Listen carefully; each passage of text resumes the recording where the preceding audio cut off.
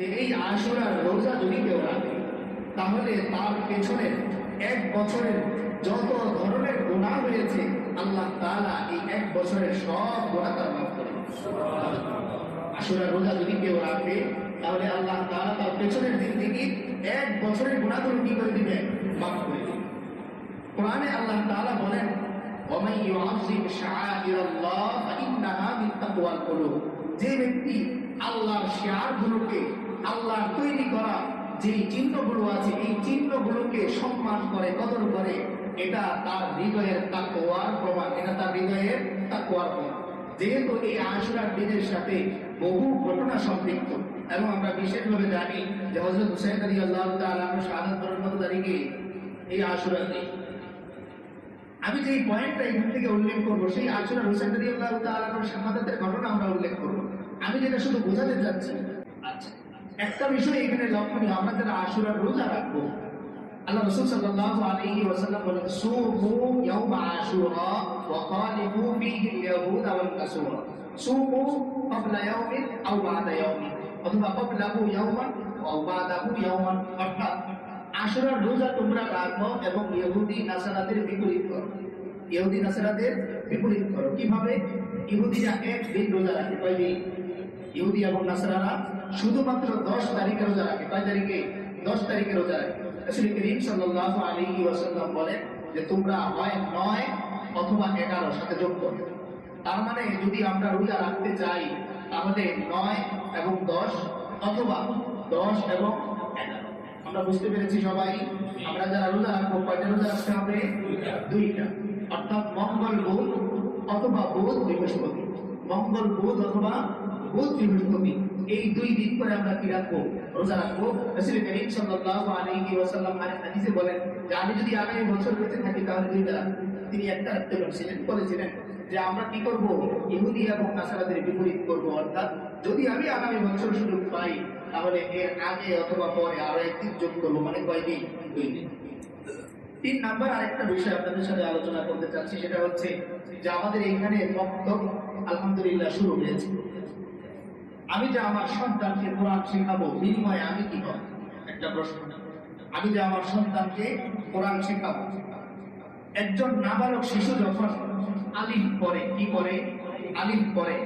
আল্লাহ রাসূল সাল্লাল্লাহু আলাইহি ওয়াসাল্লাম থেকে হযরত আলী রাদিয়াল্লাহু তাআলা আনহু বলেন মান ক্বারাআ হারফাম মিনাল কুরআন কুতিবা লাহু 10 হাসানাত। কোন বান্দা যদি কোরআনের একটা অক্ষর পাঠ করে, কয়টা? একটা, তাহলে ওই বান্দার আমলনামায় কয়টা নেকি দান করা হয়? 10।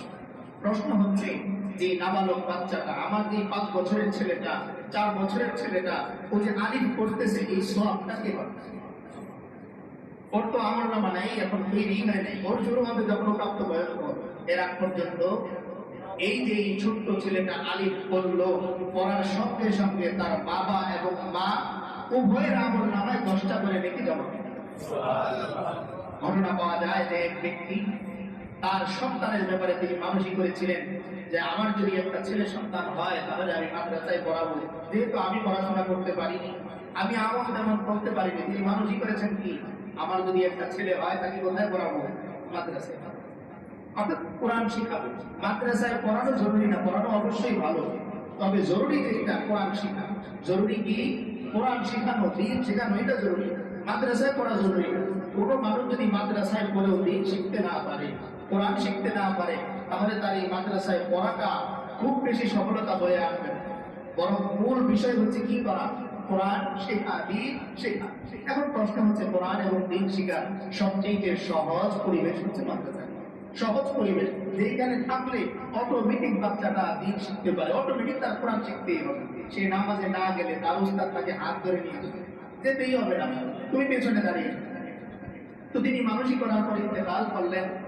তো তার যেহেতু আমলনামা ভালো ছিল না, গুনাহ দিয়ে পরিপূর্ণ ছিল, তিনি আযাবের ফেরেশতার কাছে ধরা খেয়ে আযাব হচ্ছে। স্বপ্নে তার স্ত্রী দেখলেন যে তার স্বামী কবরে ভালো নেই। তার মন খারাপ হলো। হঠাৎ তার মাথায় আসলো যে আমার স্বামী তো আমার এই ছেলের ব্যাপারে মানসিক করেছিলেন, যদি ছেলে হয় তাকে কোথায় ভর্তি করবো? মাদ্রাসায় ভর্তি করবো, কোরআন তাকে শেখাবো। তিনি মক্তবে পাঠিয়ে দিলেন কায়দা হাতে আর উস্তাদকে বলে আসলেন যে তার বাবার বড় স্বপ্ন ছিল সে কোরআন শিখবে, তার বাবা নেই, কবরে আছে। আমি এরকম স্বপ্নে দেখলাম যে কবরের মধ্যে তিনি আযাবের ফেরেশতার কাছে গেলেন। হুজুর যখন তাকে প্রথম দিয়ে আলিফ পড়ালেন, কি পড়ালেন? ছোট বাচ্চাও পড়তে পারে না। বললো হুজুর আর কি করবো? বললো তোমার আজকে একটাই সবক, শুধু কি পড়ো? আলিফ পড়ো। এই ছেলেটা যখন বাড়িতে চলে গেল আলিফ পড়ে, তখন রাতের বেলা তার স্ত্রী আবার স্বপ্নে দেখতেছে তার স্বামী এখন জান্নাতের মধ্যে ঘুরে বেড়াইতেছে। তিনি জিজ্ঞেস করলেন, স্বামী গতকালই তো স্বপ্নে দেখলাম আপনি জাহান্নামের আযাবের মধ্যে ভুগতেছেন, আজকে কিভাবে পরিবর্তন হয়ে গেল? তিনি বললেন যে তোমার ছেলে মাদ্রাসায় যাওয়ার পরে আলিফ পড়ে না, আলিফ পড়ার আগে উস্তাদ যে পড়িয়েছিলেন বিসমিল্লাহির রহমানির রহিম, শুরু করছি পরম করুণাময় অসীম দয়ালু আল্লাহর নামে।